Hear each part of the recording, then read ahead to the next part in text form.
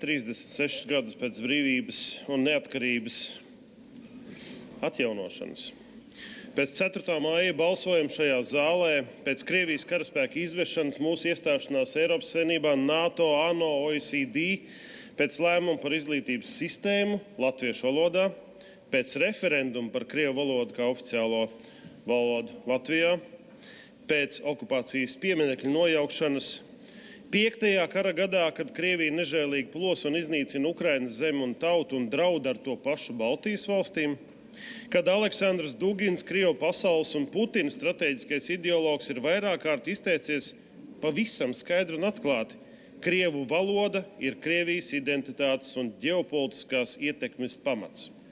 Bijušās PSRS teritorijas, kurās tiek uzturēta Krievu valodas informatīvā telpa, šajā ideoloģijā ir Krievijas robežas. Neatkarīga Latvija tikai pārējošs vēsturisks pārpratums. Tā Aleksandrs Dugins. Un pēc visa šī mēs vēl diskutējām un cīnījāmies par vai pret to, vai krievu valoda ir vai nav obligāta neatkarīgā un brīvā Latvijā, Latvijas sabiedriskajos medijos.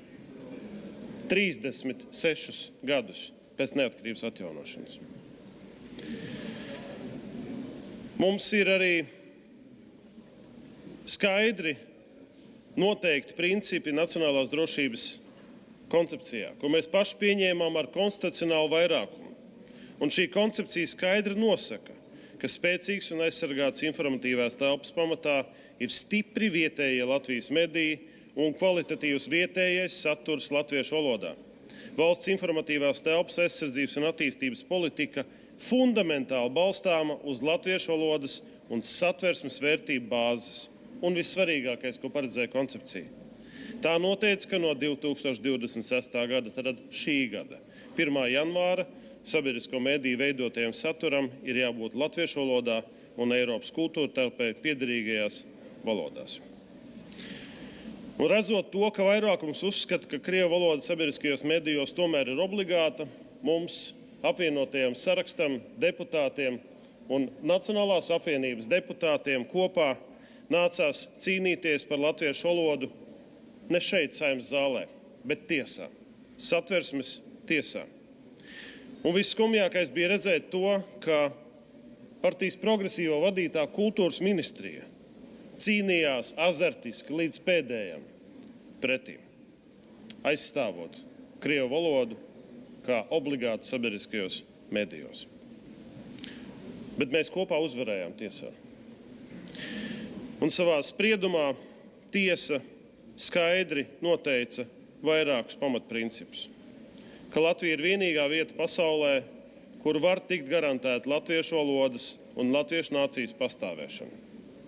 Ka Latvijas sabiedriskā mediju saturs pamatā ir veidojams latviešu valodā, tas izriet no Latvijas konstitucionālās identitātes, un atkāpes ir izņēmums, nevis sistēma un norma. To pasaka tiesa. Un treškārt, un tas ir izšķirošais, krievu valoda Latvijā ir pašpietiekama. Tā nav apdraudēta. Tai nav vajadzīga valsts aizsardzība. Tai netrūkst kanālu, platformu, mediju. Tieši pretēji. Tā jau gadu desmitiem faktiski tiecas pildīt valsts valodas funkcijas. Un mūsu valsts pienākums ir to nepieļaut. Tāpēc šajā likumprojektā vairākas lietas tiek darītas. Pirmkārt, mēs aizstājam pienākumu ar tiesībām. Sabiedriskajiem medijiem vairs nebūtu ar pienākumu raidīt mazākumu tautību valodās. Tās būs tiesības un tikai tām mazākumu tautībām, kur valoda nav pašpietiekama. Otrais, attiecībā pašpietiekamām valodām būsim atklāti runājam par krievu valodu, saturs ir pieļaujams tikai izņēmuma gadījumos. Un treškārt mēs novēršam to, ka ir iespēja veidot veselu programmu svešvalodā. Cienījamie kolēģi, krievu valoda mūsu sabiedriskajos medijos turpmāk drīkst skanēt tikai kā vairogs pret Krieviju, nevis kā tilts uz to. Un tāpēc apvienotais saraksts kopā ar Nacionālo apvienību. Un paldies arī jaunai vienotībai par atbalstu šim likumprojektam, aicinam atbalstīt.